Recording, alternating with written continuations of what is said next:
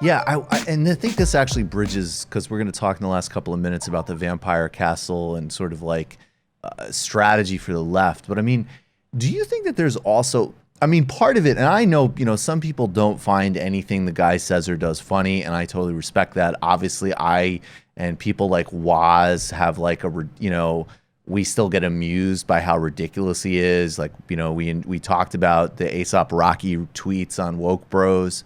But it does seem to me that, like, even if you just think he's totally repulsive and disgusting, full stop, which is probably the most accurate and best way to feel about him, that there is something like that dynamic you're talking about. And I loved that commentary on No Filter, because I felt like you also hit at like just this real, obviously it's not a symmetry. People reacting to Trump's racism are correct.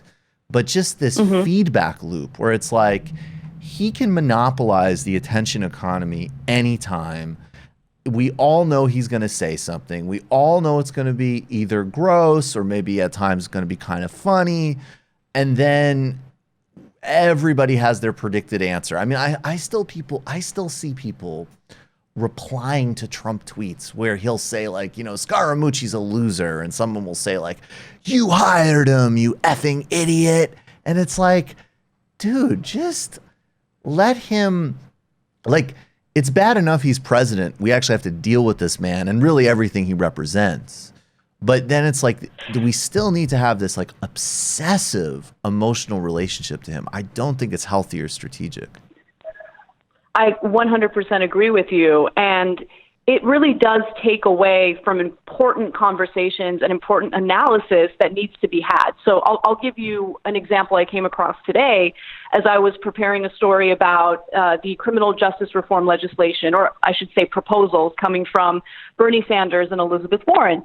So I want to find analysis that's going to do a thorough job in looking into these two proposals, finding their differences. I mean, you would think that these massive, well-funded cable news outlets would at least spend a little bit of time and their resources into looking at these proposals and comparing and contrasting them, right? Here at TYT, we have, and I'm not even exaggerating, we have a team of 4 people putting together a 3-hour show every single day, and that's a lot of work. And sometimes you come across proposals that, you need to focus on pretty much the entire day to make sure you're doing that proposal justice. Anyway, I come across a panel discussion on MSNBC, and they're specifically focusing on Bernie Sanders. I know that they have complete and utter disdain for him, but I was thinking, who knows, maybe there's someone on this panel who will point out something that I might have missed in reading about Bernie's proposal.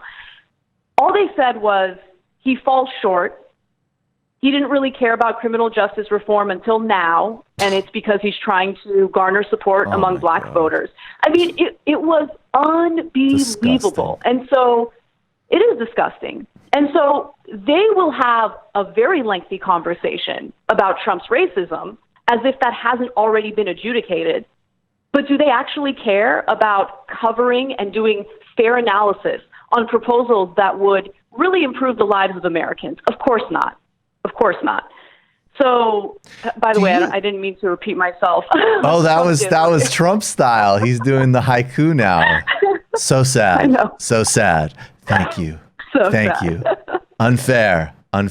You've just watched a Michael Brooks show video, and you can watch all of our full main live shows every Tuesday night at around 7 p.m. Eastern Time, and subscribe to get all of the clips you want. We're covering the globe. We're focusing on international relations, the intellectual dark web. We're having fun. We're doing deep dives with a lot of amazing guests. Of course, become a patron for the whole thing at patreon.com/TMBS, or subscribe to this YouTube channel and help us keep growing and get that content out there. Subscribe below.